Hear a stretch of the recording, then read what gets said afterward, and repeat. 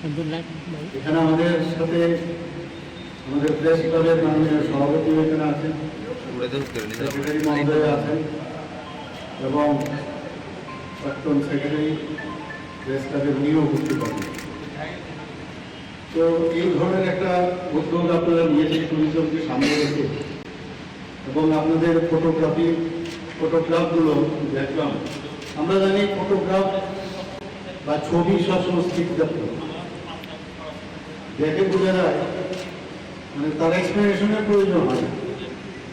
Photo দেখলেই বোঝা যায় কি ওখানকার অবস্থা, কি বলতে চাইছে, এবং মানুষের কাছে যে আপনি সমস্ত ভারতবাসী এবং আমাদের বিদেশ থেকে যারা পর্যটকরা এখানে আসেন, এই ফটোগ্রাফের মাধ্যমে যদি মিডিয়াতে, সোশ্যাল মিডিয়াতে বিশেষ করে যদি দেওয়া যায়, নিশ্চয়ই এই পর্যটন যেগুলাতে আরো বেশি এখানে পর্যটকরা আসবেন।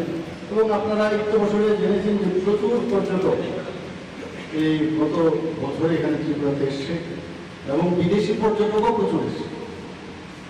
তো আপনাদের এই অভিনব যে উদ্যোগ এখানে আমি দেখলাম, সত্যি আমি খুব আনন্দিত।